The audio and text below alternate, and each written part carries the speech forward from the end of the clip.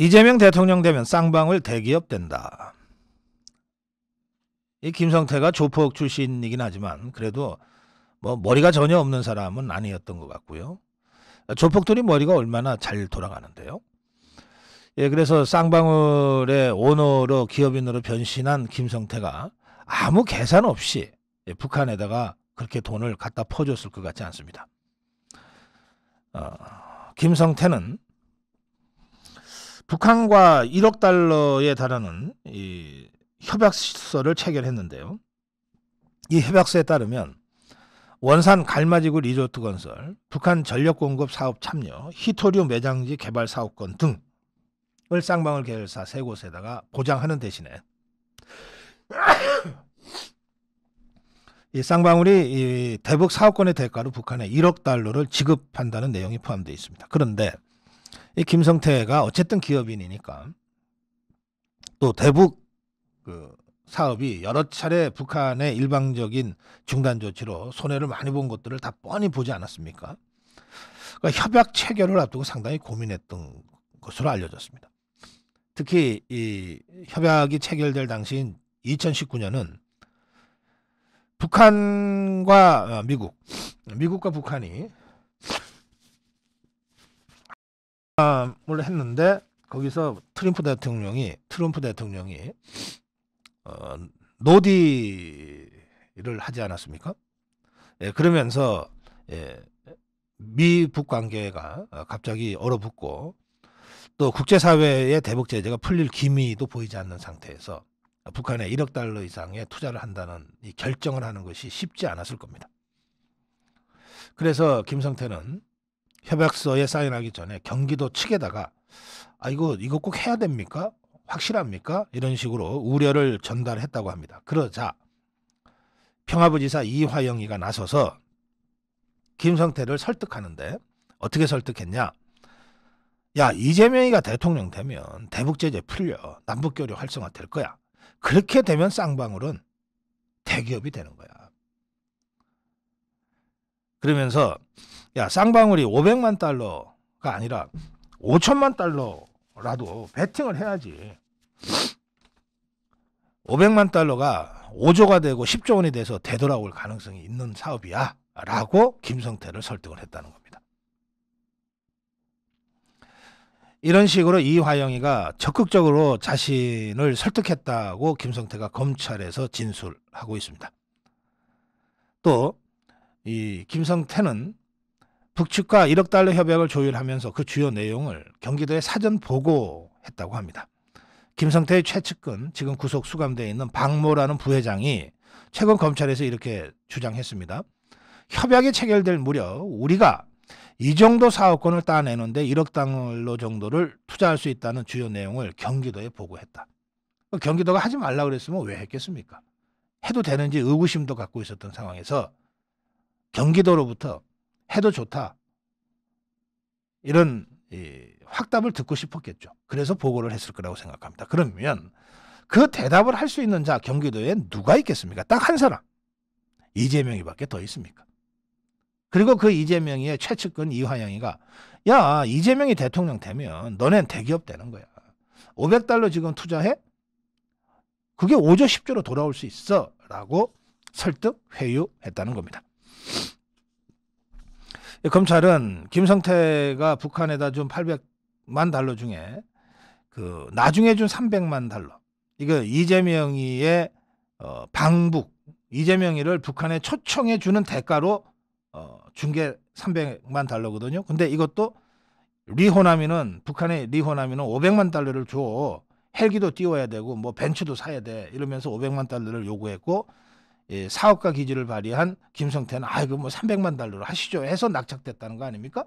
그럼 이 돈은 이재명의 방북 대가로 김성태가 북한에 준 것이니까 실제로는 이재명이 준 것과 마찬가지 아니냐 이거예요. 그러면 김성태가 준 300만 달러는 이재명이한테 김성태가 줘서 그 이재명이가 북한에 준 것과 똑같은 것이니까 이거는 김성태의 300만 달러는 이재명한테 뇌물을 준 것이다. 이게 제3자 뇌물. 제3자인 북한에다가 준 것이 아니라 사실상 이재명이한테 직접 뇌물을 준 것과 같다. 해서 직접 뇌물죄 적용을 지금 검토하고 있다고 합니다.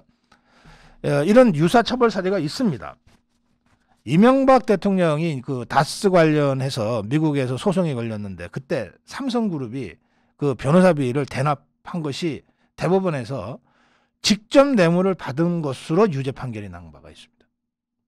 물론 삼성그룹이 이명박 대통령한테 줘서 이명박 대통령이 미국 변호사한테 준 건 아니죠. 삼성그룹이 직접 변호사한테 줬지만, 그래서 언뜻 보면 외형상 제3자한테 뇌물을 준 것처럼 보이지만 그러나 대법원의 판례는 다릅니다. 이것은 이명박 대통령한테 삼성그룹이 직접 뇌물을 준 직접 뇌물 사건이다라고 판시한 겁니다. 이 사건과 똑같은 이 구조를 갖고 있는 것이 김성태의 대북 송금, 불법 대북 송금 사건이고, 여기서 특히 이재명의 방북을 대가로 협상 끝에 300만 달러를 준 것이니까 이것은 이재명한테 직접 뇌물을 준 것과 똑같다라고 검찰이 보고 있다. 자, 다음으로 가겠습니다.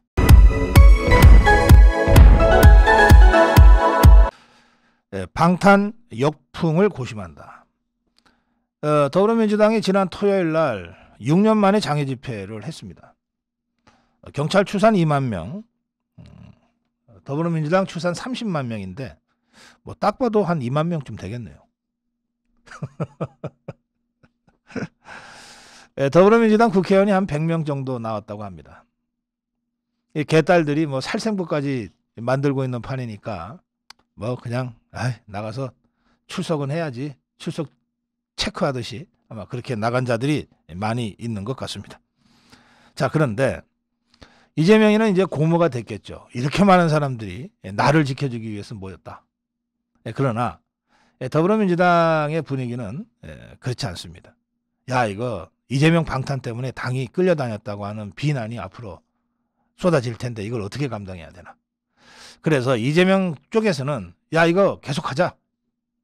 안 그래도 뭐 경청 투어 국민보고회 하고 있는데 제주도에 경기도에서는 이게 이재명의 기반이라고 보는 거죠. 경기도에서도 경청 투어 국민보고회를 할 때 아예 제2차 장애 집회식으로 좀 판을 키우자. 이게 이재명 측에서 나오는 얘기입니다. 반면에 야, 이러다가 중간층 다 도망간다. 우리가 169석의 압도적 다수당인데 국회를 버리고 자꾸 나가는 게 말이 되느냐. 명칭부터가 정치투쟁 아니냐. 누가 그거 동조하느냐. 이재명 방탄이라는 게 빤한데 라고 하는 걱정과 우려와 반대 목소리가 장애 집회에도 불구하고 계속되고 있습니다.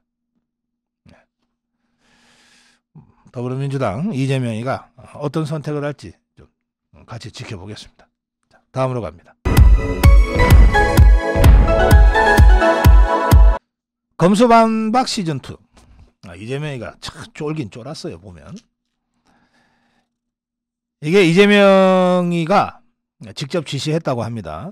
더불어민주당에 검찰 독재 정치 탄압 대책위원회라고 하는 거 있는데 여기에다가 직접 지시를 해서 이런 법안을 추진하라 한 겁니다. 어떤 법안이냐. 수사 중인 검사를 바꿔달라고 기피 신청을 할 수 있게 법을 고쳐라. 이게 법원의 판사들을 기피 신청하는 것은 있습니다. 피고인의 입장에서 법정에 섰을 때 판사가 너무 일방적으로 자기한테 불리하게 재판을 진행한다고 했을 경우에 저 판사 대신에 다른 판사한테 재판을 받고 싶다. 이렇게 판사 기피 신청을 할 수 있어요. 물론 결정은 재판부가 합니다. 그런데 검사 바꿔달라는 주장은 지금껏 듣도 보도 못한 겁니다. 도둑놈이 야, 저 검사한테 걸리면은 내가 이거 안 불고는 못 견딜 것 같다. 근데 왠지 저 검사는 좀 멀렁멀렁하고 물렁물렁해 보인다. 나 검사 바꿔줘. 이런 주장인 거거든요. 이런 황당한 주장을 이재명이가 법으로 고쳐서 추진해라 이렇게 지시했다는 겁니다. 그리고 검사의 이름과 연락처를 아예 법으로 공개하게 하라. 자, 전국의 도둑놈, 강도, 사기꾼, 조폭들이 얼마나 많습니까? 이 자들한테 자기 동료, 자기 두목을 수사하고 있는 검사가 누군지 다 알리라는 거예요. 그 검사들 제대로 수사할 수 있겠습니까? 그 짓을 지금 지시하고 있습니다. 만약에 이 법을 고치면 제일 먼저 수혜를 보는 게 누구겠습니까? 예, 이재명. 기억하십니까? 조국이가 법무장관이 있을 때 검찰의 잘못된 관행을 없앤다고 하면서 제일 먼저 뭘 없앴냐 하면 포토라인에 스키하는 거 없애버렸어요. 그리고 포토라인을 없애라 해놓고 난 다음에 제일 먼저 그 수혜를 받은 게 바로 조국이었습니다. 이자들 하는 게 너무 빤하고 똑같아. 조국이한테 배운 거죠. 야, 수사검사 기피할 수 있도록 법 고치고, 그리고 검사 이름 연락처 다 공개할 수 있도록 법으로 고쳐. 그러면 그 1호 수혜자는 이재명이가 될 겁니다.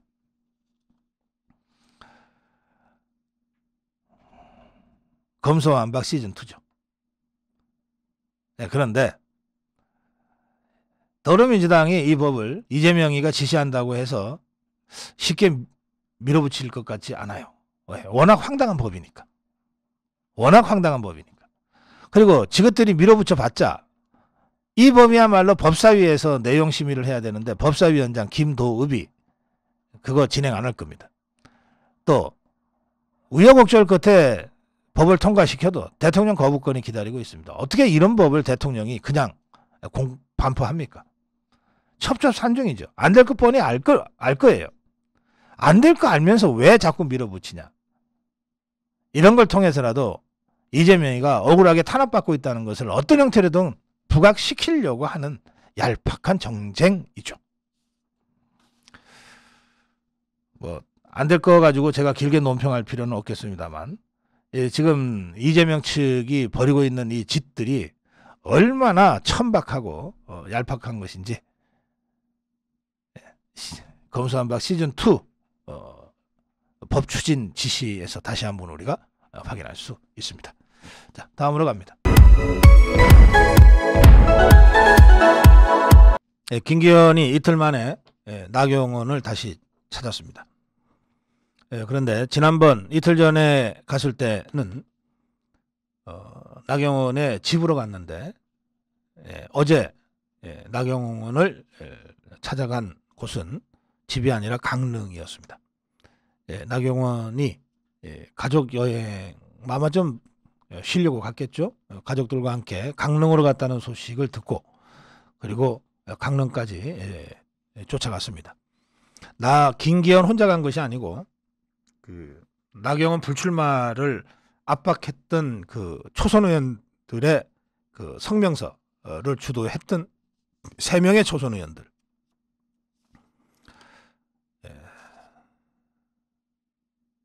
3명의 초선 의원들도 함께 갔습니다. 함께 간 3명의 초선 의원은 박성민, 울산의 박성민, 대구의 이인선, 그리고 부산의 정동만입니다. 이 자리에서 초선 의원들은 나경원을 압박했던 이 성명서 관련해서 사과하고 또 위로의 뜻을 표한 것으로 알려졌습니다. 김기현은 나경원에게 윤석열 정부의 성공을 위해 함께하자고 호소했다는 겁니다. 나경원은 이 자리에 참석한 사람에 따르면 나경원은 윤석열 정부의 성공과 우리 당의 성공을 위해 일조하겠다라고 하는 화답의 말을 했다고 하는데, 구체적으로 그럼 나경원이 어떻게 움직일 거냐에 대해서는 이들도 말을 아꼈습니다. 그런가 하면 어제 서류 심사가 있었습니다. 모두 9명이 등록한 당권주자, 당대표 후보 중에 서류 심사를 통해서 3명을 탈락시켰습니다. 탈락한 3명은 5명을 탈락시켰네요.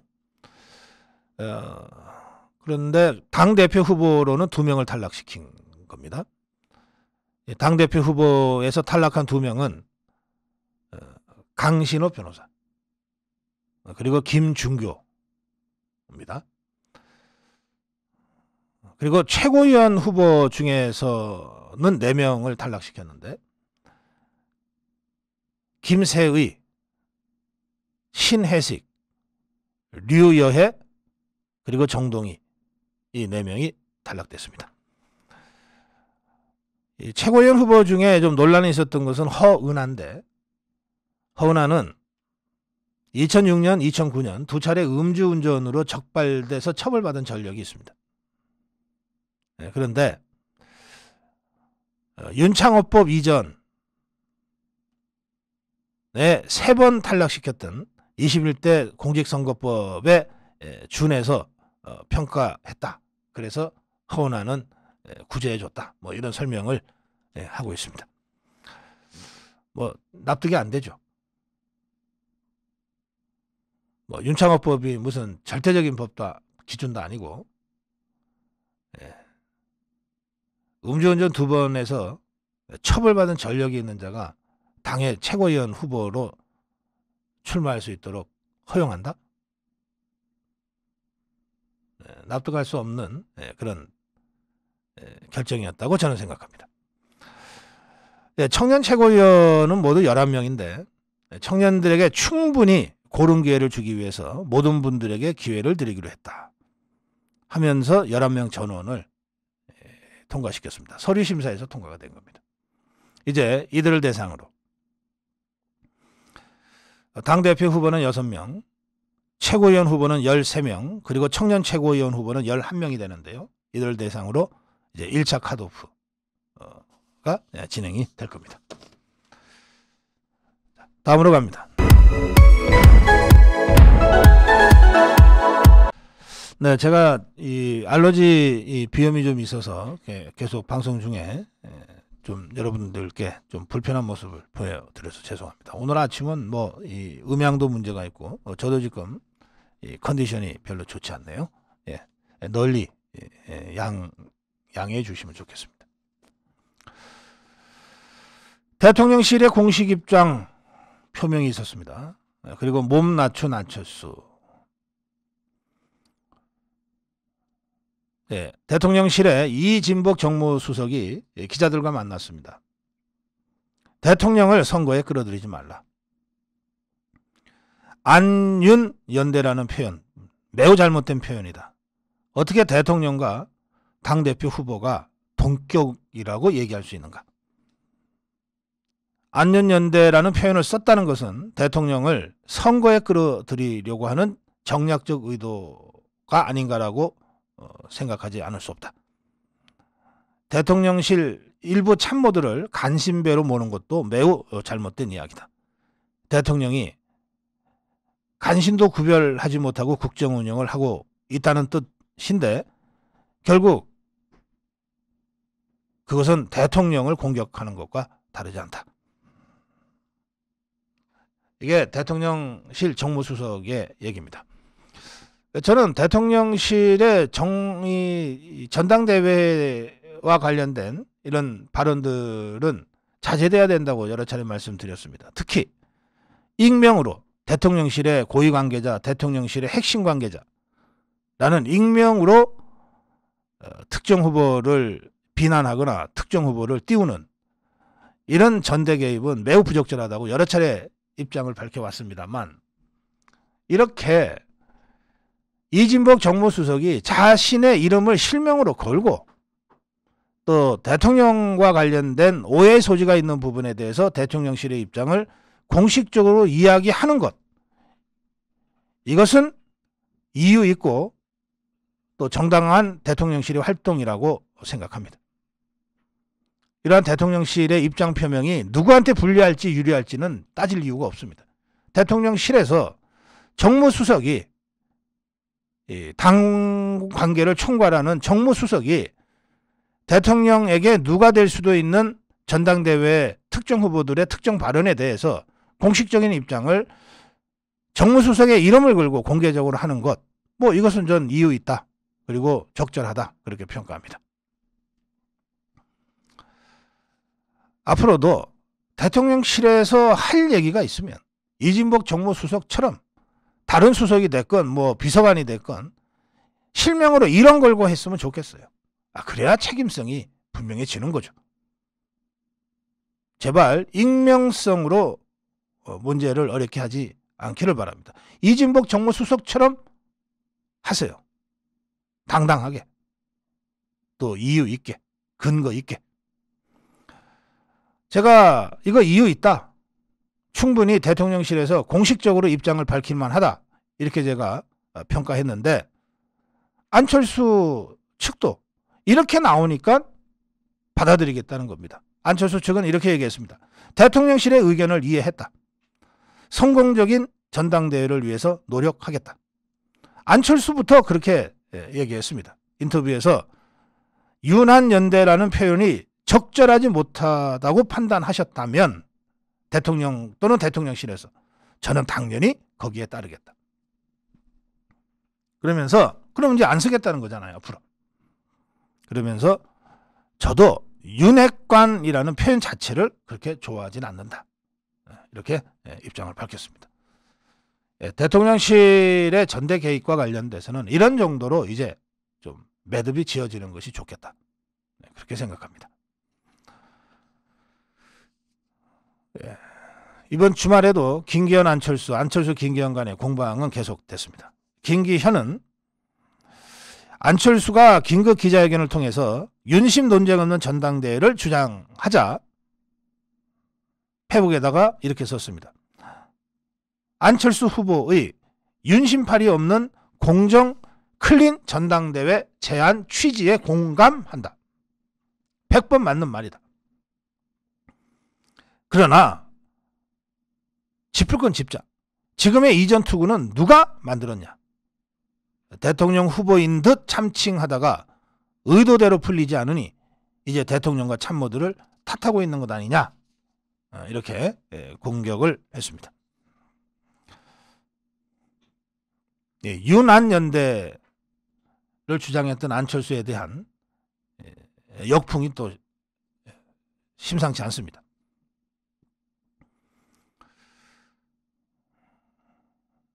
지난주 여러 조사에서 김기현을 오차범위 아니지만 앞서는 걸로 조사됐던 안철수 쪽에 또 어깨에 힘이 들어갔던 것 같아요. 그러다 보니까 이제 안철수에 대한 역풍이 부는 겁니다. 홍준표는 이렇게 얘기했습니다. 윤핵관 운운하지만 안철수가 그건 한 줌도 안 되는 극소수에 불과하다. 윤핵관이라는 단어 자체가 이준서이가 만들어낸 조에 불과하지 않느냐. 그런데 윤핵관을 공격하고 윤한연대를 거론한 것은 안철수가 영린을 건드린 커다란 착각이었다. 영린. 용의 이 비늘에 딱 하나 거꾸로 나와 있는 그걸 영린이라 그럽니다. 이게 뭐 봉건시대 용어이긴 합니다만 대통령의 무거운 자리를 생각하면 대통령을 함부로 정쟁의 장으로 끌어들인 후보들은 그것이 누구든 역풍을 맞게 된다는 뜻에서 홍준표의 이 발언을 저는 이해합니다. 그러면서 이렇게 한마디 합니다. 안철수는 어느 정당을 가더라도 착근하지 못하고 겉돌았다. 그러다가 지난 대선 때 선택의 여지 없이 국민의힘에 합류했다. 안철수는 이번 전대를 통해 국민의힘에 착근하는 데 의미를 가져야지 윤석열 대통령에 맞서 당권을 쟁취하는데 그 목표를 두어서는 그 정치 역정만 더 험난해질 것이다. 그런가 하면 오선 중진 국민의힘의 선수로나 또는 연령으로나 가장 원로에 해당되는 서병수가 최근 윤심 논란과 관련해서 입을 열었습니다. 전당대회가 윤심 공방으로 흐르는 것에 대해 결과적으로 윤석열 대통령을 욕보이고 윤석열 대통령을 벼랑 끝으로 내모는 짓이다. 대표가 되겠다고 나선 후보 모두가 윤석열 정부의 성공과 내년 국회의원 선거에서의 압승을 다짐하고 있으니 이미 누가 대표가 되건 이미 윤심이 승리한 전당대회 아니냐. 그런데 왜 자꾸 윤심 하느냐.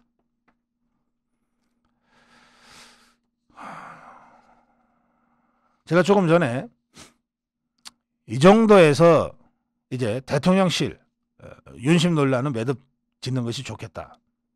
매듭 지을 수 있다. 이진복이 정무수석이 실명으로 비판했고 안철수가 그걸 받아들였으면 이것으로 마무리하는 것이 좋다. 이렇게 제가 말씀드렸는데 이 조선일보는 윤석열 대통령과 안철수가 뭐 파탄이 났다 그러면서 이걸 또 일일이 또 뭐 분석을 하고 있어요. 여권 핵심 인사의 말을 빌려서 인수위 때부터 기류가 이상했다. 뭐 하루 가출한 사건이 어쩌다. 경기지사 출마도 거절했다. 복지장관 제안도 뭐 거절했다. 단일화 효과가 있다 없다. 저 이런 거 더 이상 제가 전달하지도 않고 여러분들도 이런 식의 기사에 더 이상 관심 갖지 않았으면 좋겠습니다. 이게 관심을 끌 거라고 생각하니까 이런 류의 기사들을 자꾸 만들어내는 것인데요. 다시 한번 말씀드립니다. 대통령실과 전당대회와의 관계, 또 이른바 윤심, 윤핵관 논란, 지난 주말 서로 간의 입장 표명으로 완전히 정리된 것으로 그렇게 하고 앞으로 나갔으면 좋겠다. 이 점을 제가 다시 한번 강조합니다. 자, 정론 1침이었습니다.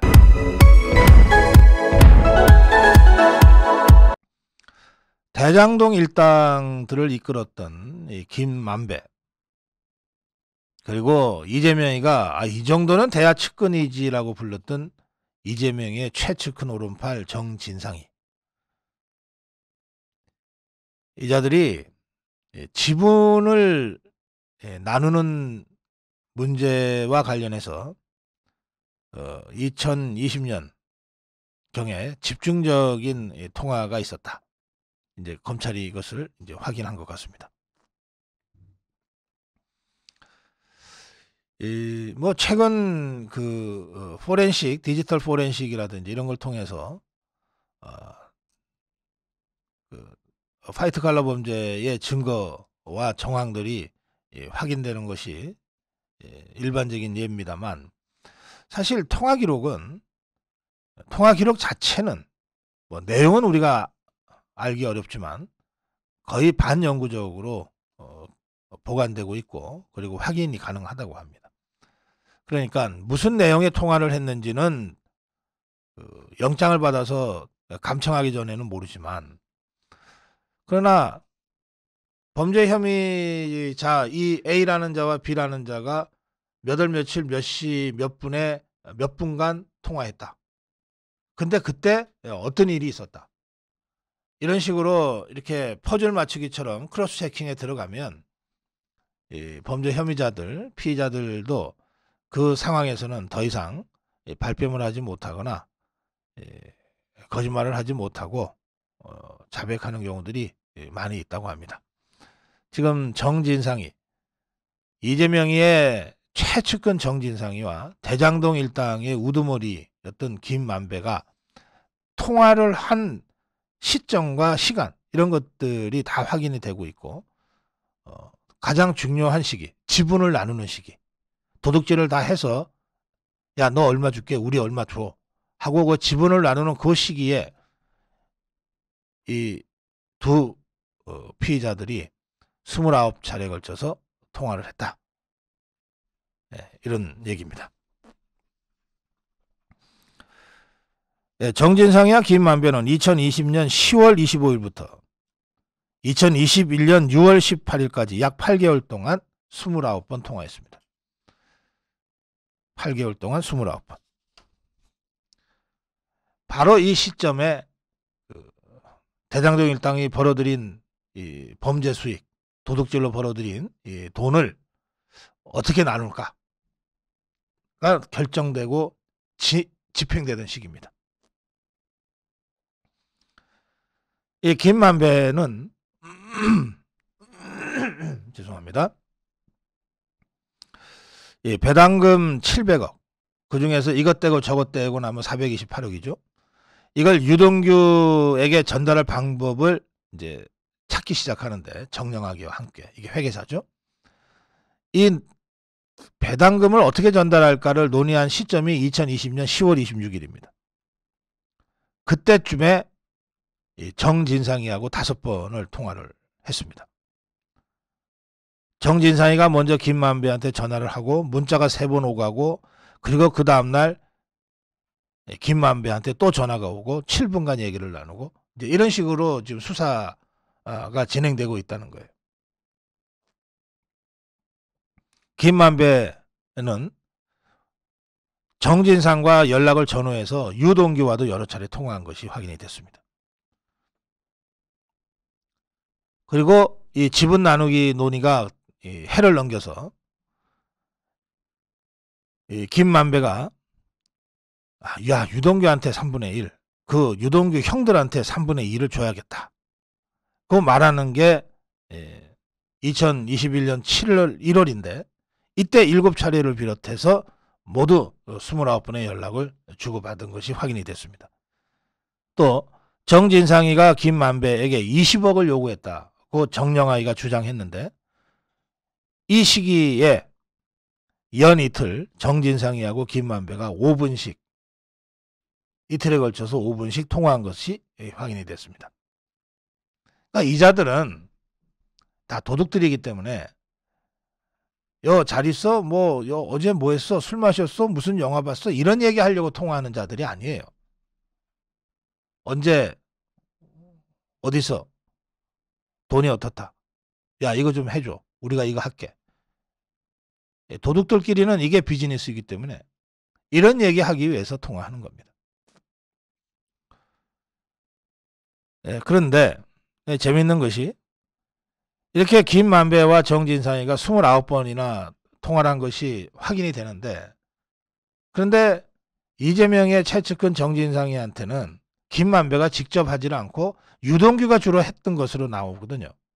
그럼 이게 무슨 얘기냐 하면, 유동규는 아마 지가 다 보고하고 지를 통해서 지시해서 김만배한테 연락이 되고 했을 거라고 믿고 있었을 텐데, 실제로 제일 중요한 지분 나누기 그 시점에서는 정진상이 제껴놓고, 이재명이 최측근 정진상이와, 그러니까 유동규 제껴놓고 이재명 최측근 정진상이와 대장동 일당의 괴수 수계 김만배가 직접 통화했다는 거예요. 밑에 애들 빼놓고. 유동규는 김만배가 정진상과 직접 연락한지 몰랐던 것으로 확인되고 있습니다. 아마 2번, 3번 뒤통수 맞고 있는 상황인 것 같고, 막 배신감에 아마 잠을 이루지 못할 겁니다. 야, 이것들이 그렇게까지 나를 따돌리고 뭘 했구나. 물론 정진상이는 추측이다, 추측에 불과하다, 그러면서 김만배와 통화한 적은 있어도, 이게 통화 기록을 제시하니까 통화 안 했다고는 거짓말 못 하잖아요. 그러니까 통화했다, 통화했는데 현안 관련 정보 수집 차원에서 기자인 김만배와 통화했을 뿐이다. 대장동 사업과 연락한 적 없다. 이렇게 발뺌을 하고 있습니다. 또 김만배는 내 정진상이하고 친해지고 싶어서 통화했다. 주로 정책 얘기를 했다.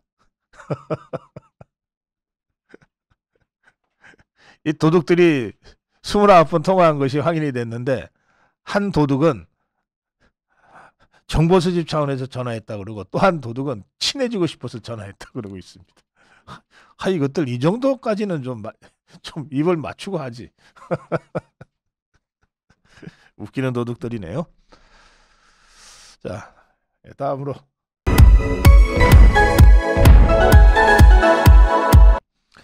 이재명 똘마니들이 말이죠.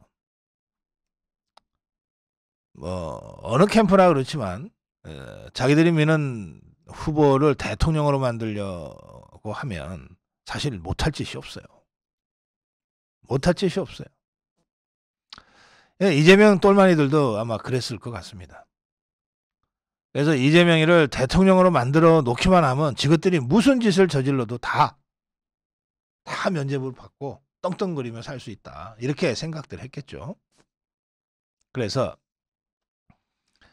이재명이를 어떻게든 북한에 보내서 김정은이와 만나서 사진도 찍고 개폼도 잡고 그렇게 하고 싶어 했던 것 같습니다. 그런데 기왕이면 그럴 때 이재명이가 북한에 가서 떠들썩하게 기자회견 같은 거를 한번 하면 진짜 멋있겠다. 이건 김대중이도 못했던 거다. 노무현이도 못했던 거다. 뭐 이런 이 황당한 이 계획을 세웠던 것 같습니다. 그래서 이 이재명이 똘마니들이 북한에 자기들하고가 만났던 이 김영철이나 송명철이나 이런 자들한테 우리 이재명 지사님 평양 가시면 평양공항에서 이 단독 기자회견 좀 할 수 있게 좀 허락해 주십시오. 이렇게 요청했다는데 뭐 거의 구걸하다시피 아마 읍수했을 것 같아요. 그러느라고 돈이 꽤 많이 들어간 것 같습니다.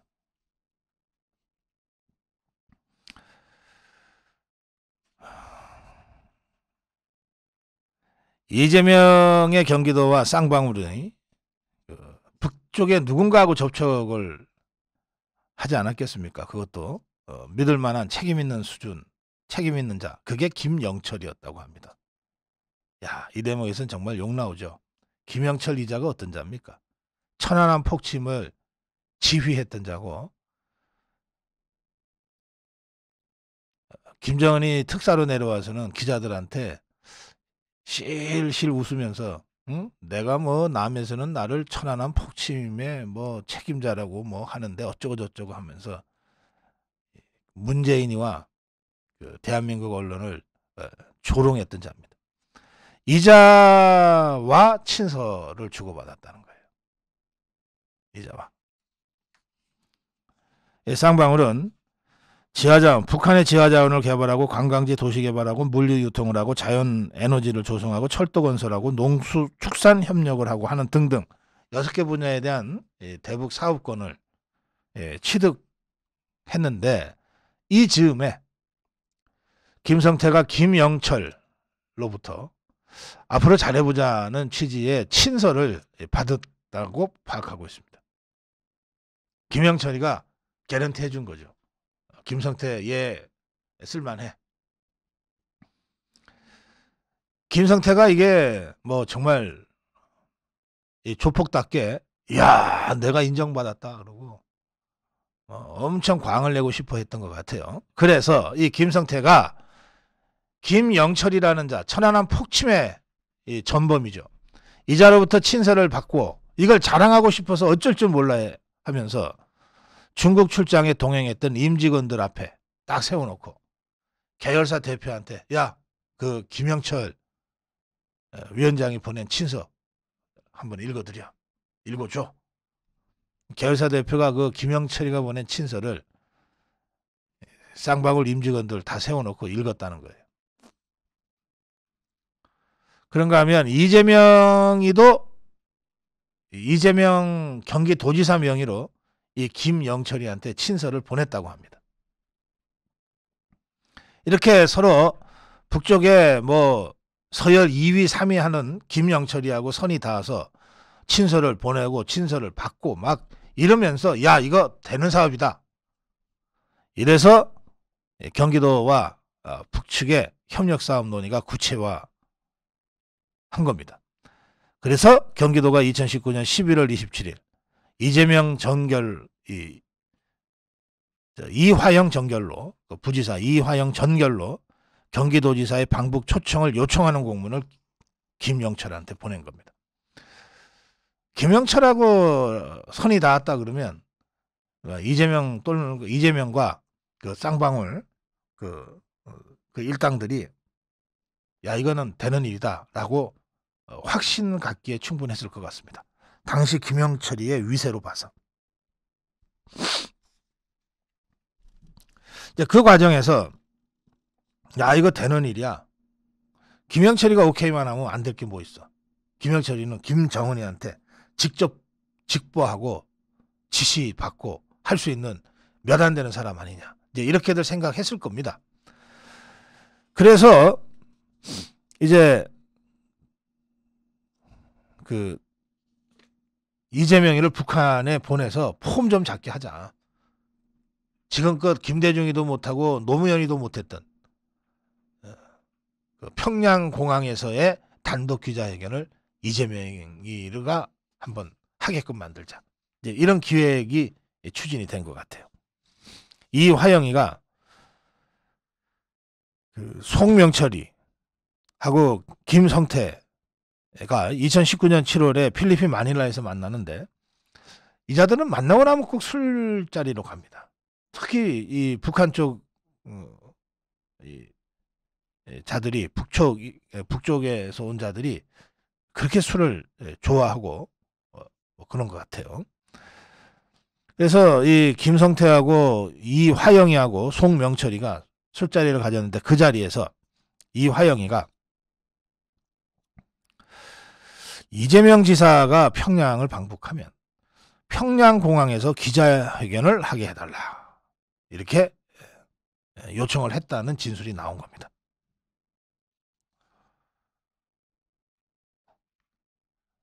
그리고 이 자리에서 이재명이가 방북을 한다 할 경우에 헬기도 띄워야 되고 뭐 벤츠도 좀 해야 되고 하면서 500만 달러를 송명철이가 요구했고 이 사업가인 김성태가 이거 300만 달러로 하시죠. 해서 300만 달러로 낙찰이 되고 그 300만 달러를 이제 보냅니다. 그 300만 달러를 누군가가 내가 받았어 하고 이 영수증을 써줬는데 이 영수증 문건도 지금 검찰이 확보하고 있는 상태입니다.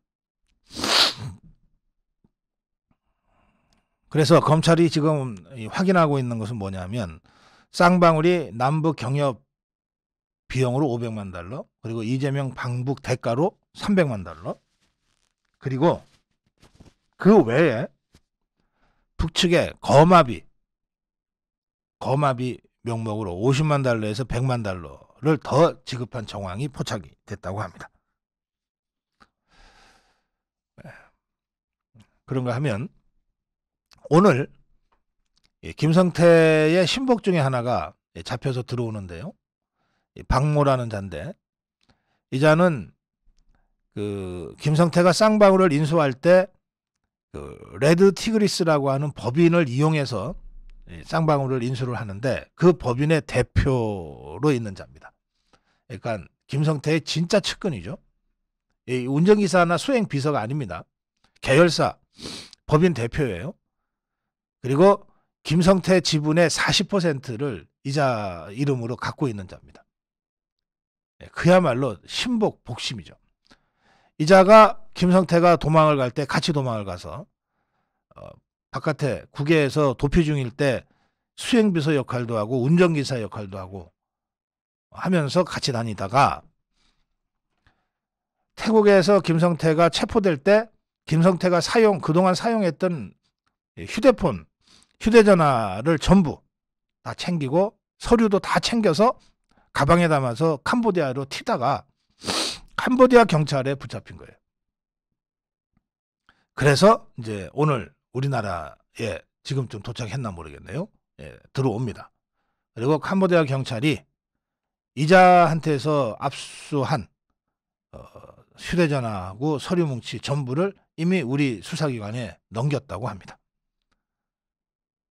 그러니까 이제 이 자금책 그 김성태의 자금책이었던 자는 안 들어오겠다고 지금 송환 거부 소송을 하고 있는데 그자 빼놓고 어떤 면에서 그자보다도 더 많은 비밀을 알고 있을 가능성이 많은 이 박모라는 자가 오늘 들어오는 거예요. 그러니까 이자에 대한 이 범죄 수사와는 별도로 이것은 김성태를 압박할 수 있는 아주 강력한 카드를 검찰이 손에 쥐게 된다는 뜻입니다. 그러면 안 그래도 지금 자기 살기 위해서 수사에 상대적으로 좀 협조적인 김성태가 이 박모라는 복심 중에 복심이 잡혀 들어오는 상황에서는 더 버틸 수 없게 되지 않을까. 그러면 김성태가 알고 있는 모든 것이 이제 곧 공개가 될 것이고, 그 과정에서 이재명이 지금 소설 쓰고 있네 그러면서 딴 말을 못 하잖아요. 지금 김성태가 무슨 소리를 할지 모르니까 이재명이도 지금 함부로 말을 못 합니다. 그냥 소설 쓰시네 그러고만 있는 거잖아요. 그 이재명이가 진짜 옴짝달싹 못할 그런 진술들이 나올 가능성이 있다. 그렇게 저는 판단합니다. 자, 다음으로 가겠습니다. 네, 김성태가 페이퍼 컴퍼니를 여러 개 가지고 장난을 친 것 같습니다. 이 페이퍼 컴퍼니를 통해서 조성한 비자금을 이 대북송금에 쓴 것으로 추정이 되는데, 이 저수지 얘기가 자꾸 나옵니다. 이재명이한테는 이 대장동 일당들이 만든 천화동인 1호가 일종의 정치자금, 불법 정치자금 저수지였던 것 같다라고 이제 검찰이 추정하고 있는데, 이 김성태는 여러 개의 페이퍼 컴퍼니가 이 불법 정치자금, 비자금을 조성해서 모아뒀다가 쓰는 저수지였던 것 같다는 겁니다. 김성태가 소유한 페이퍼 컴퍼니가 여러 개 있는데, 이 페이퍼 컴퍼니들과 쌍방울 계열사 간의 수상한 자금 흐름이 포착됐습니다. 검찰은 북한에 보낸 800만 달러는 개인 돈이었다고 지금 김성태가 주장하면서 뭐 자기가 아는 여성 7, 8명한테 뭐 빌렸다 이런 식으로까지 얘기를 하고 있는 모양인데, 그거 안 믿는 것 같습니다. 김성태 주장과 달리 김성태가 이들 페이퍼 컴퍼니를 통해서 비자금을 조성하고 이걸 대북송금에 쓴 것 같다는 겁니다. 수원지검 형사 6부입니다. 김성태가 북에 건넨 800만 달러 중에 상당액 자금원을 규명했다고 하는데, 이 김성태가 페이퍼 컴퍼니를 만들어서 쌍방울 계열사 관계사로부터 돈을 빌리거나 주식 및 전환사채를 담보로, 이 페이퍼 컴퍼니의 주식 및 전환사채를 담보로 제2금융권에서 자금을 조달했다는 거죠. 비즈니스를 위해서 개인 돈을 줬다는 김성태의 말과 전혀 다른 사실들이 확인됐다는 겁니다.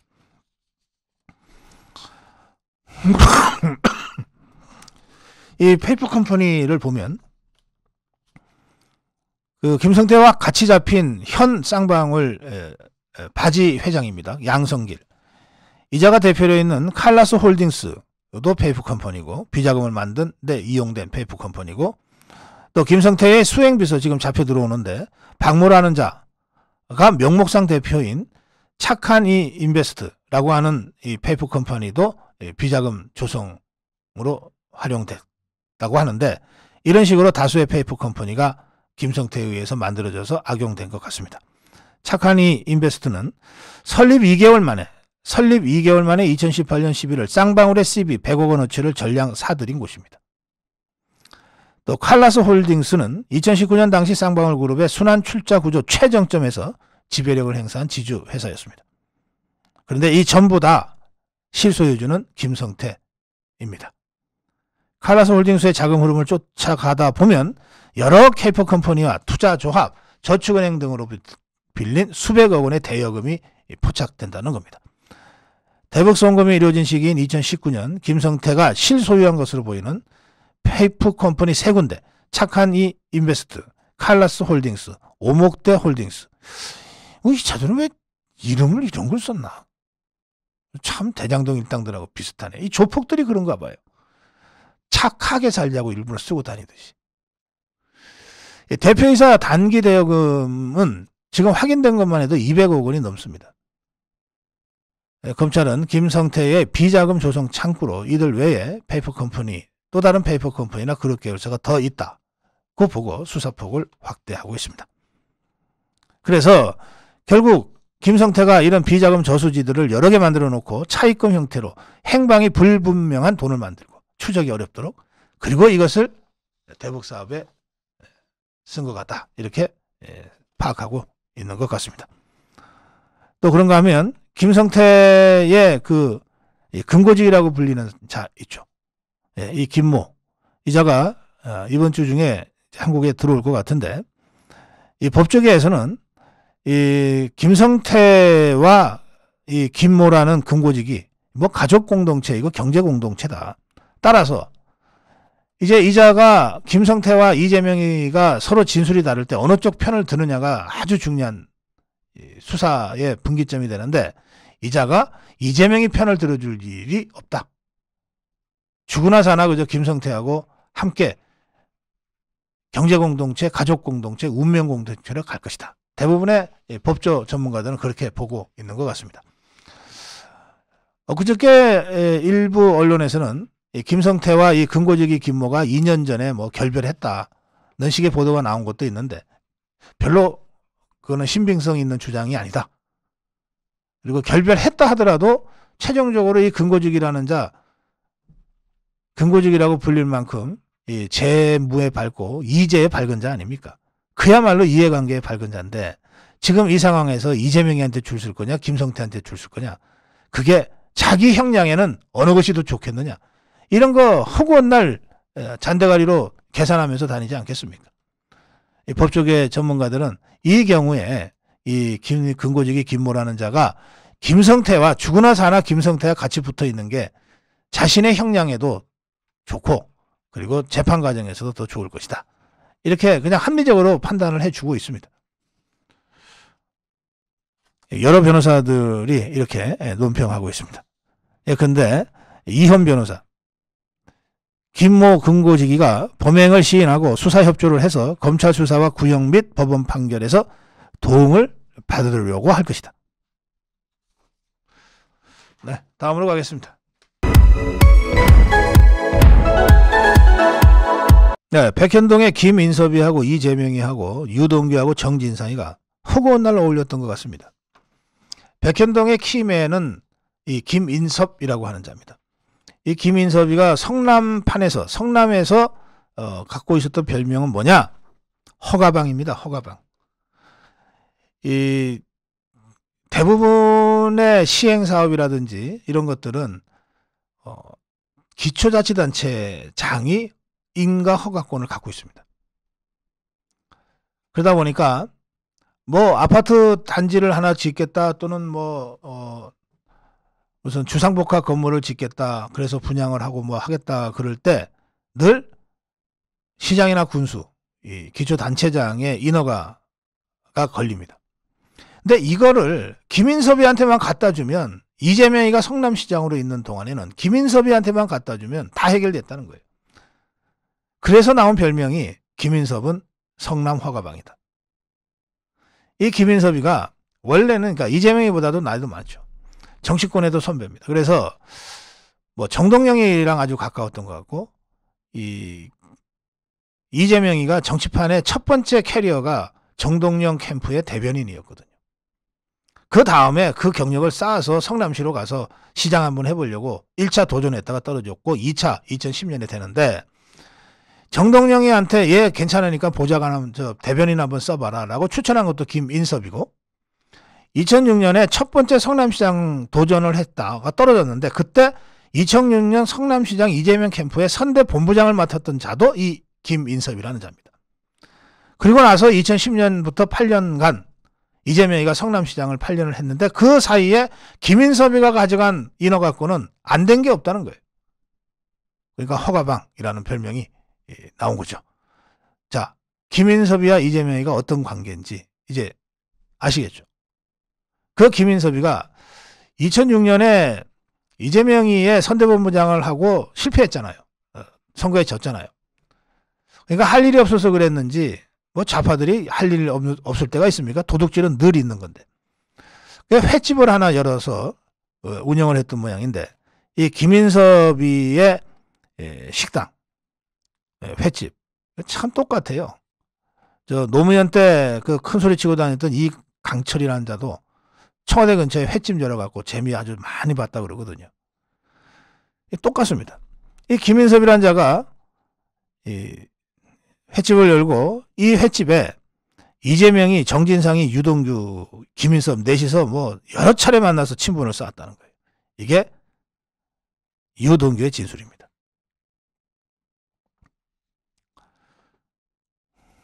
검찰은 유동규를 조사하면서 2008년, 2009년 김인섭이가 운영하던 횟집에서 이재명과 정진상이가 만나서 친분을 쌓았고, 그럼 당연히 김인섭이가 동석했겠죠.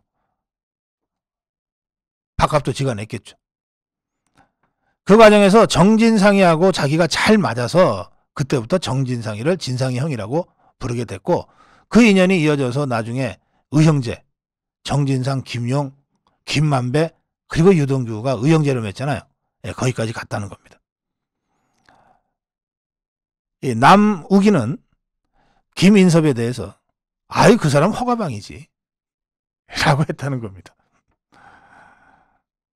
예, 검찰은 이 김인섭이가 이재명이가 성남시장이 된 후인 2014년, 2015년 백현동 부지 용도 4단계 상향, 이 기적과 같은 일이죠. 어떻게 용도를 한꺼번에 4단계를 상향시킵니까? 한 단계, 2단계 상향시켜도 특혜 의혹이 붙는데. 이 간도 큰 자들 같아요. 백현동 부지 용도 4단계 상향에 결정적인 역할을 한 대가로 민간 사업자로부터 70억 원을 받기로 했는데, 예, 이것 때문에 알선수재로 지금 수사를 받고 있습니다. 이 김인섭이가 이 백현동 사업을 전후해서 정진상이와 무려 115회 통화한 사실도 확인이 됐습니다. 그 제가 정진상이하고 김인섭이가 뭐 무슨 데이트를 했냐?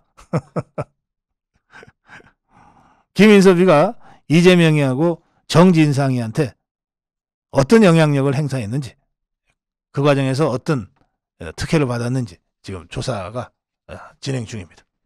자, 다음으로 가겠습니다. 네, 쌍방울 대북 송금 1,000만 달러. 쌍방울 대북 송금이 지금까지 800만 달러에서 850만 달러까지로 알려졌는데 1,000만 달러까지 송금이 됐다는 사실이 새로 확인이 됐습니다. 800만 달러, 기존의 800만 달러는 그대로고요. 200만 달러가 는 것은 이 대북 송금 과정에서 부대 비용, 뭐 행사를 한다든지 교통 비용을 쓴다든지 하는 부대 비용이 200만 달러가 더 들어서 결국 대북 송금은 모두 1,000만 달러로 액수가 확정이 되고 있습니다. 예, 검찰은 이 1,000만 달러가 모두 이재명에 대한 뇌물이라고 생각하고 그렇게 성격 규정을 하고 있는 것 같습니다. 예, 검찰은 이 같은 혐의를 입증하기 위해 영수증 등 사용처를 확인할 수 있는 물증 확보에 주력하고 있는데요. 심증만 가지고 처벌할 수 없기 때문에 물증을 확보하기 위한 수사가 계속되고 있습니다. 김성태는 지금까지 경찰에 령수증, 북한식 표기죠.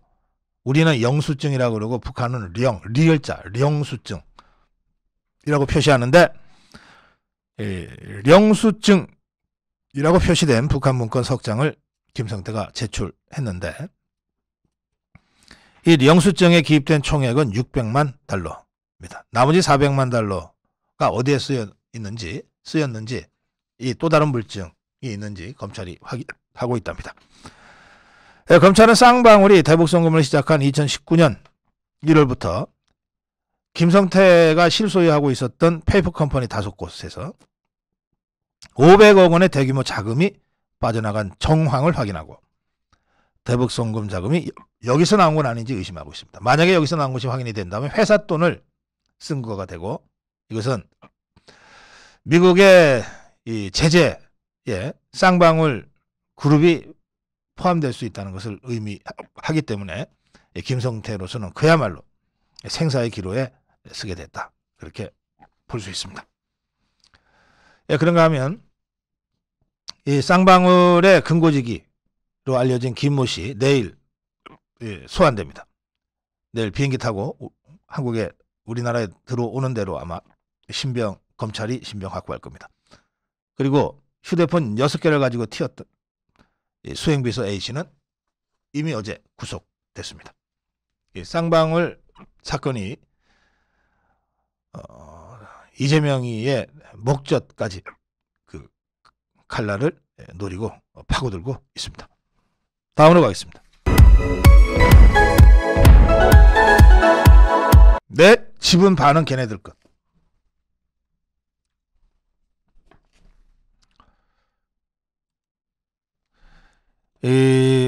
경찰이 그 정영학이가 자신의 뭐 무죄라고는 할 것도 없지만 자기는 별로 한 일이 없다 이러면서 검찰에 수사 협조를 하는 그 증거로 제출한 게 정영학 녹취록입니다.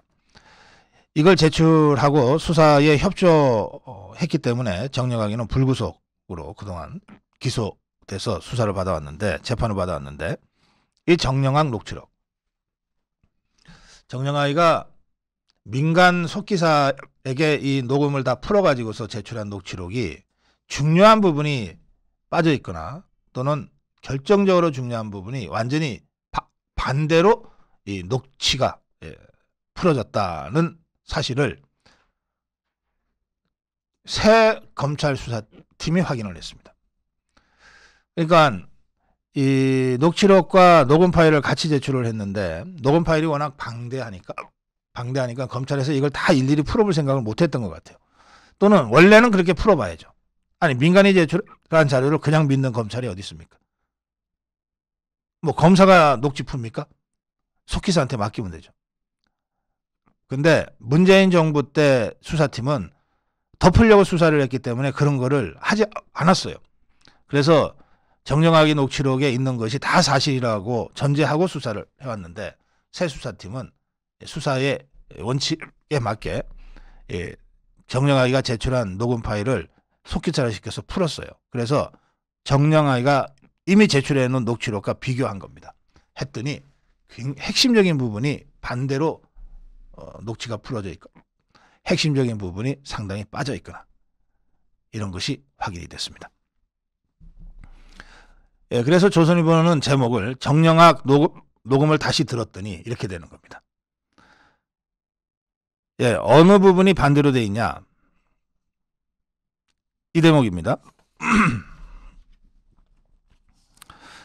녹취록 2021년 2월 22일 김만배가 정영학에게 내 지분이 원래 25%인데 내가 가지고 있는 게 49%의 반이야, 이렇게 풀어져 있어요. 그런데 검찰 소속 속기사가 이 부분을 다시 녹음기 녹음 파일을 들어보면서 다시 했더니 맥락이 완전히 바뀌어 있었다는 겁니다. 김만배는 원래 이렇게 말했다는 거예요. 내가 가지고 있는 게 49%의 반이야 라고 한 게 아니라 걔네가 가지고 있는 게 49%의 반이야 라고 말했다는 거예요.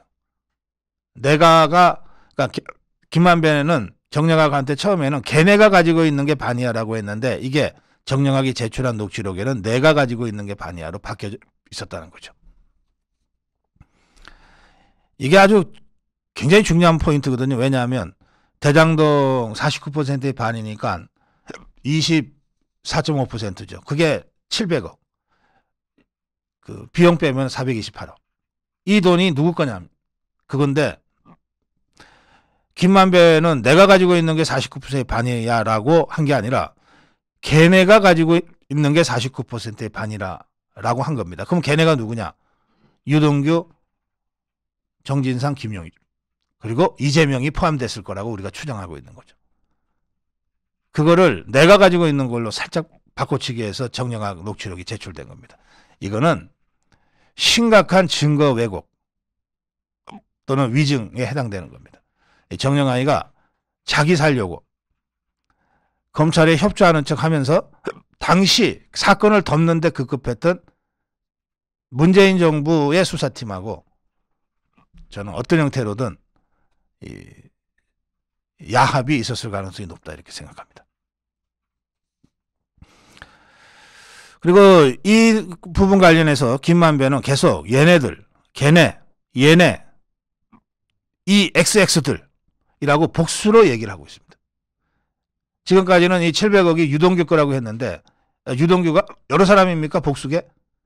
계속 김만배가 걔네들, 걔네, 얘네, 이 XX들이라고 복수로 얘기하는 것은 유동규만이 아니라 정진상이, 김용이 포함되는 것은 분명하고, 여기에 이재명이가 포함됐을 개연성이 매우 높다는 거죠. 또 정영학이 제출한 녹취록에는 2월 22일 녹음 파일 4개 부분 18분 분량이 삭제돼 있었다고 합니다. 법조인은 한 법조인은 당신은 문재인 정권 시절이었고 정령학이 고의로 수정 누락했을 가능성이 있다. 그래서 작년 7월에 대장동 수사팀이 새로 구성되면서 유동규를 조사하면서 녹음 파일상의 걔네는 이 정진상, 김용, 유동규 3명을 의미한다는 취지의 진술을 확보했고, 그리고 이제 여기까지 수사가 와서 정진상이 구속, 김용 구속까지 갔는데, 민주당은 그동안 이 대장동 사건 관련해서 이 정영학 녹취록을 주로 근거로 해서 걔네가 아니라 내라고 표현되어 있는 기존에 제출된 녹취록입니다.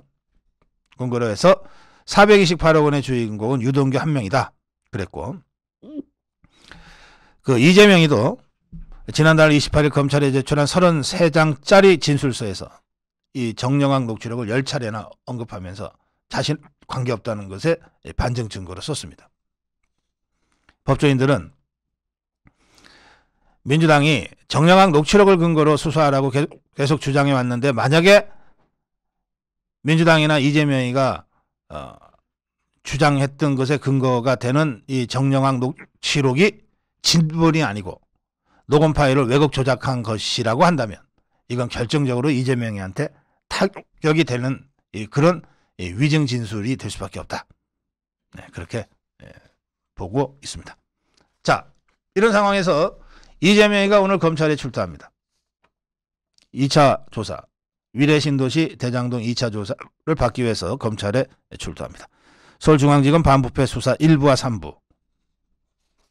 3부에서 수사를 하는데, 이재명이는 최고위원 회의를 오늘 아침에 뭐 지금쯤 열고 있겠네요. 열고 그리고 끝난 다음에 11시까지 서울중앙지검에 출석한다고 하고, 이번에는 혼자 갈 테니까 제발 따라오지 말라고 쇼를 하고 갑니다.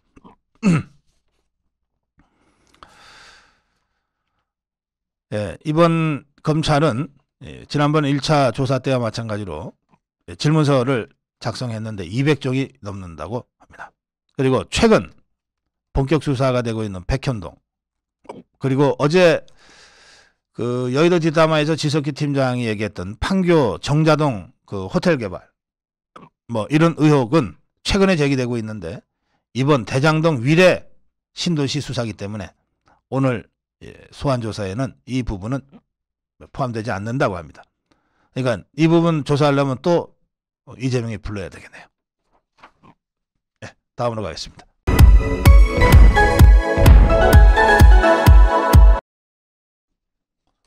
네, 친명 줄 세우기가 거칠다.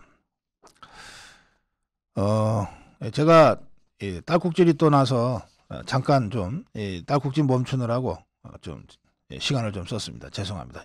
자꾸 여러분들한테 걱정을 시켜드리는데 뭐 별것도 아닌데 이 딸꾹질 때문에 여러분들 걱정하시게 해서 죄송합니다. 예, 이제 멈췄어요. 예, 친명 줄 세우기가 아주 거칠게 진행되고 있습니다. 예, 더불어민주당 정치혁신위원회가 이제 공천을 앞두고 소속 국회의원들에 대한 평가를 하는데, 공천용 성적표죠. 정치 현안에 대한 당 대응 활동을 포함하겠다는 겁니다. 이건 쉽게 말해서 이재명이가 검찰 갈 때 같이 따라간 자, 또 이재명이가 검찰 갈 때 검찰과 싸우는 무슨 메시지라도 낸 자, 또 지난주 말이죠. 그 이재명 방탄을 위한 장애 집회할 때 참석했던 자와 그렇지 않은 자들을 가려내겠다 이겁니다. 그러니까 개딸들이 살생부 만들어서 돌리는 것과 똑같은 짓을 당 공식기구가 하겠다는 겁니다. 비명계야 비명을 지를 수밖에 없죠. 야, 이걸로 나를 죽이려고, 야, 이재명이 안 따라갔다고 나를 죽이려고. 뭐 이재명이 대표로 뽑아놓고 뭔 할 말이 있겠어요. 그렇게 해서 죽으면 죽는 거지. 한 의원은, 이게 아마 친명계 같은데 이런 말을 썼네요.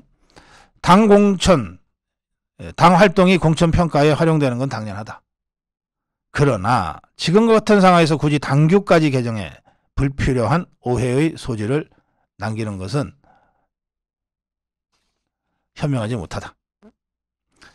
뭐 이런저런 얘기들이 나옵니다만, 어쨌든 지금 이재명이는 앞쪽으로는 검찰과 싸우고 또 윤석열 정부와 싸우고 뒤쪽으로는 이재명이 언제 꼬꾸라지나만 기다리고 있는 비명계 반명계와 싸우고 있는 상황입니다. 그런데 이재명이도 느낄 거예요. 자기가 싸우는 검찰이나 윤석열 정부하고 싸우는 거는 뭐 야당이니까 어쩔 수 없다 치더라도 등 뒤에서 언제 자기 쓰러지는지만 기다리고 있는 반명계 비명계가 더 무섭다는 것을 이재명이도 알 겁니다. 그러니까 자꾸 단속하려고 그러는 거예요. 나 그 단속이 되겠습니까? 이재명이는 자기가 버티기만 하면 된다고 생각하고 방탄복 잔뜩 입었는데 그 왜 영화에 보면 방탄복 입으면 좀 둔해 보이잖아요. 근데 이게 이자가 말이죠. 방탄복을 하나만 입은 게 아니에요. 한 3개쯤 껴 입었거든요.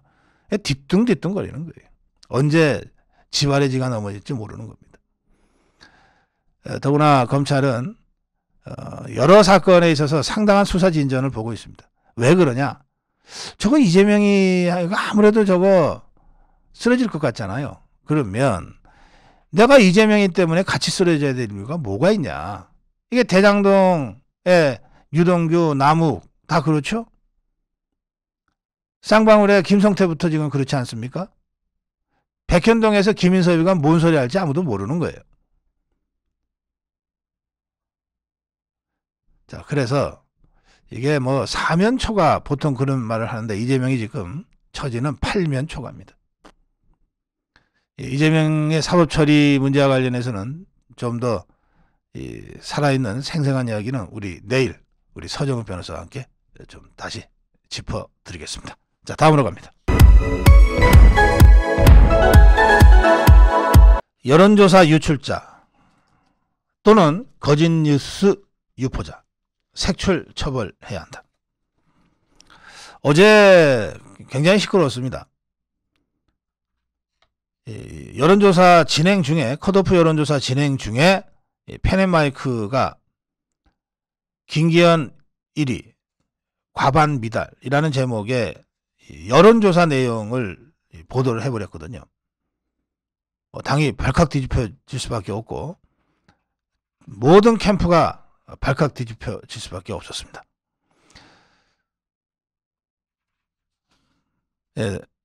상황이 이렇게 되자 국민의힘 선거관리위원회는 지금까지 조사 내용이 외부로 알려진 일이 없다. 우리가 여론조사 중간 집계를 알 수 있는 방법이 없다. 이렇게 안철수 측에다가 알렸다 그러는데 물론 안철수 측에서 가장 강력하게 항의를 했으니까 안철수 측에 해명한다고 알린 것 같은데 지금 선관위 이게 정신이 없는 사람들이에요. 당에다가 알리고 당원들한테 알리고 자유파 국민들한테 알려야지. 그러면서 이 당 선관위가 관련 보도를 한 언론사가 출처를 밝혀라. 출처를 밝히지 못할 경우에는 기사 철회를 하라. 아니 이미 다 세상이 다 알고 있는 상황에서 펜앤마이크가 기사 철회하면 그게 해법이 됩니까? 아 정말 이런 사람들한테 어떻게 당 선거를 맡기고 있는지 황당합니다.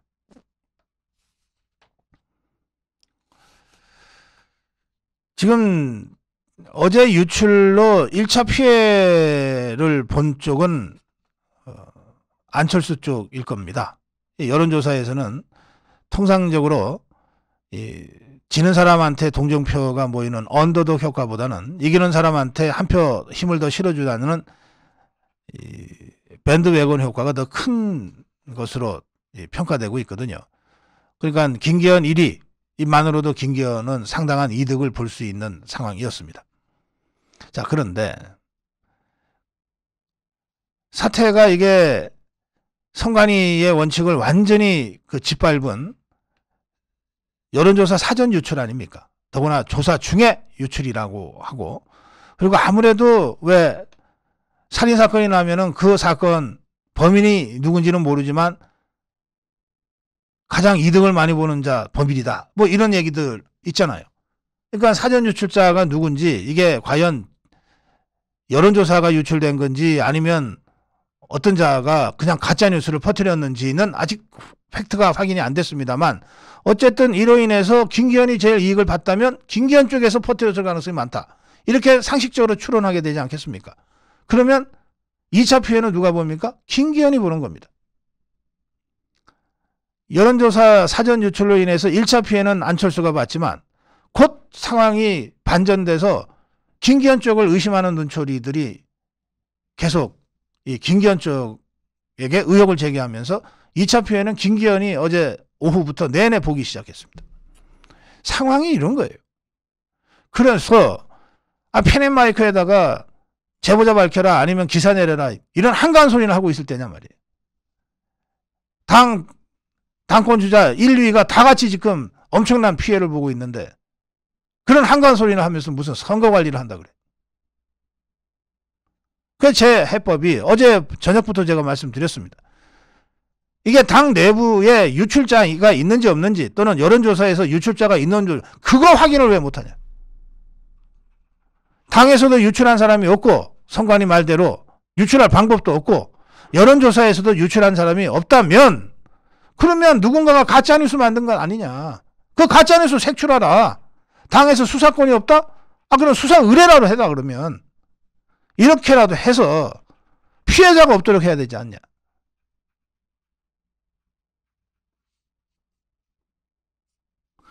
지금 상황은 이 여론조사 사전 유출 때문에 전대 상황이 매우 비정상적으로 진행되고 있다고 다들 느끼게 돼버렸어요. 자, 이런 상황에서 오늘 아마 10시 반에 컷오프 발표가 있는 모양인데 이거 누가 승복할 것 같습니까? 여기 컷오프에서 떨어진 사람이 여론조사 사전 유출된 이 상황에서 승복할 것 같습니까? 이게 비상 상황이에요, 지금 당이.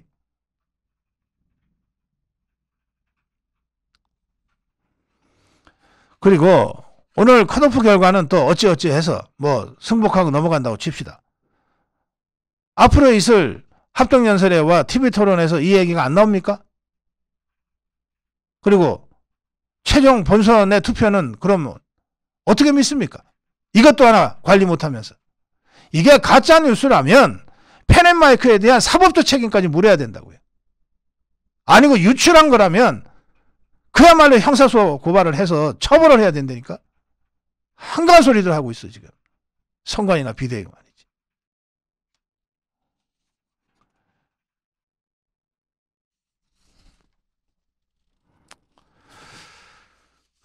제가 유흥수 위원장과 선관위원들에게 마지막으로 한마디 합니다. 사표 쓸 각오로 이 사태 진상조사하고 책임규명해라. 그것도 못하면서 무슨 선관위냐.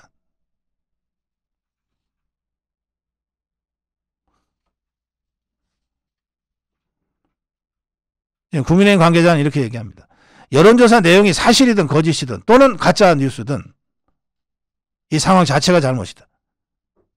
각 후보들이 역대급 경쟁을 벌이고 있는 만큼 표심에 영향을 미칠 수 있는 외부 요인은 모조리 차단하는 것이 너무나 당연하다.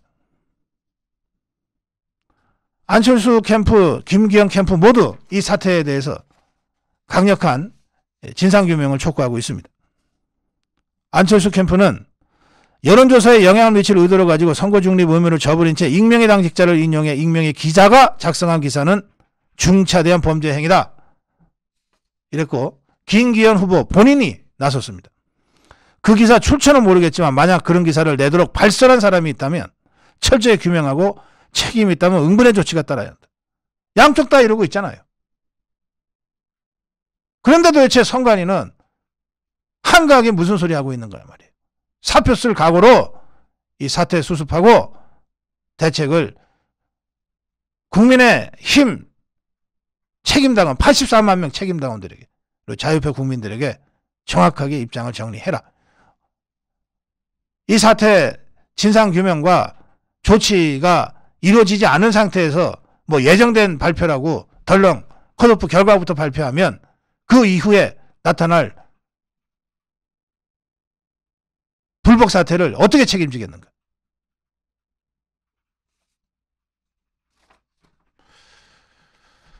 네, 다음으로 가겠습니다. 예, 저는 이 여론조사 사전 유출 사건을 확실히 진상규명하고 책임자 색출과 처벌을 하기 전에 예정되었다고 무작정 오늘 10시 반에 컷오프 결과를 발표하면 예상할 수 없는 후폭풍과 혼란에 당이 빠질 수도 있다는 걱정을 합니다. 당 선관위와 비대위가 지금 상황을 저처럼 심각하게 보고 있는지 어떤지는 모르겠습니다만 저는 발표를 늦춰서라도 이 여론조사 사전 유출 사태를 깔끔하게 매듭 짓고 가야 된다고 생각합니다.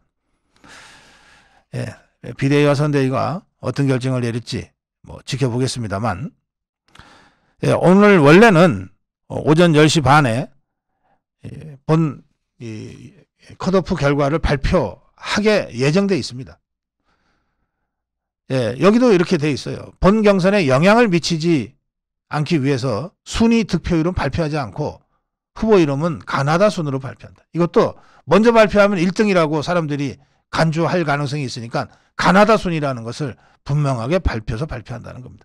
이토록 이것이 예민한 문제인 겁니다. 그리고 오후 2시에는 컷오프 경선 진출자들이 공정하고 투명한 경쟁을 약속하는 더 나은 미래 서약식을 열기로 예정돼 있습니다. 그리고 주말을 건너뛰고 월요일부터 제주도를 시작으로 권역별 후보 합동연설회가 시작됩니다. 그리고 4차례의 방송토론회가 이어집니다. 그리고 3월 8일 당원투표 100%로 치러지는데 여기서 과반을 획득하는 당대표가 없으면 1위, 2위 후보가 결선투표로 갑니다. 결선투표로 갈 경우에는 8일날 결정이 안 나면 9일날 1위와 2위가 양자토론을 하고 그리고 나서 10날, 11일날 온라인 그리고 ARS 방식으로 결선투표를 진행해서 12일날 최종 결과가 발표되는 일정을 갖게 됩니다. 이번 국민의힘 38 전당대회 선거인단 명부가 확정됐는데 모두 84만여 명입니다. 84만여 명의 책임당원들이 국민의힘의 기둥 노릇을 하고 있습니다. 그런데 이준석이가 대표로 선출됐던 2021년 1차 전대 때보다 그 사이에 51만 명이나 늘었습니다. 그래서 지역별 선거인단 규모가 예전에는 영남이 과반 이상 50% 이상이었는데 수도권 쪽에서 많이 늘면서 영남과 수도권이 엇비슷한 비중을 차지하게 됐습니다. 또 세대별로도 20대 30대가 많이 는 것으로 확인이 되고 성향별로는 이준석이 때 입당한 사람들도 다수 있으니까 그쪽 성향도 없다고 할 수 없고 그러나 더 많은 새 입당자들은 윤석열 후보, 윤석열 대통령 이후에 입당됐기 때문에 윤석열 대통령을 지지하는 사람들이 더 많이 새로 입당한 것으로 그렇게 추정되고 있습니다. 신율 교수는 그동안 국민의힘의 정통 보수당원들은 전략적으로 투표를 해왔다. 총선에서 이겨야 정권 재창출이 가능한데 대통령 지지율이 지금보다 떨어지면 내년 총선은 정권 심판론으로 몰려서 치를 수밖에 없기 때문에 대통령 지지율을 떨어뜨리지 않으려면 누구를 당대표로 해야 되는가 라고 하는 그래서 총선을 이기려면 누구를 당대표로 해야 되는가 라고 하는 전략적 선택을 할 것이다. 그러니까 이 해설에는 예를 들어서 이준석 사태 때문에 윤석열 대통령이 엄청 고생하고 지지율도 동반 하락했던 경험들이 있기 때문에 또다시 제2의 이준석이 될 수도 있는 가능성을 사전에 차단하려는 당원들의 전략적 선택이 최종적인 표심에 영향을 미칠 것이다. 이런 분석입니다. 여론조사 결과가 들쭉날쭉한데요. 그리고 믿을 수 없다고 하는 분위기가 지금 퍼지고 있는데 그것은 왜 그러냐 하면 국민의힘 당원 100%라고 하는 전당대회 룰을 적용해서 여론조사를 할 수가 없기 때문에 그렇습니다. 법률적으로 불가능합니다. 당원 명부는 유출이 안 됩니다. 그러니까 당원 명부를 가지고 조사를 하면 100% 당원 투표에 가장 가까운 조사를 할 수 있는데 그게 법적으로 안 되니까 결국 그 근사한 이 표본 집단을 상정할 수밖에 없고 그것이 국민의힘 지지층 조사입니다. 먼저 어느 당 정당 지지합니까 물어보는 거예요. 그 다음에 국민의힘 지지한다고 응답하는 사람들을 대상으로 해서 그러면 누구를 지지합니까? 이렇게 묻는데 국민의힘을 지지한다고 해서 당원과 생각이 똑같은 건 아니잖아요.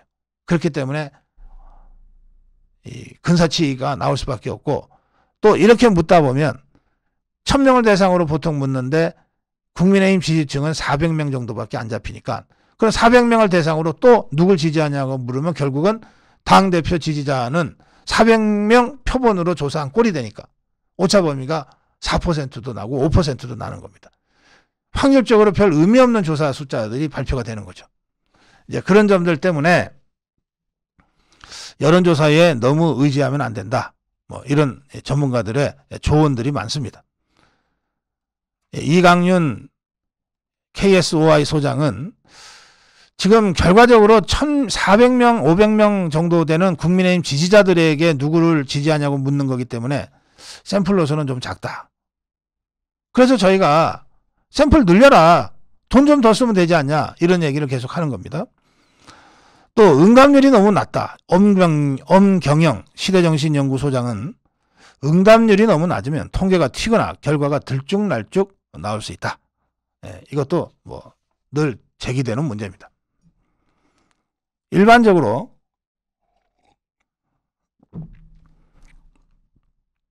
ARS 조사와 전화면접 조사라는 조사 방법이 있는데 전화면접 조사는 사람을 쓰기 때문에 비용이 더 많이 듭니다.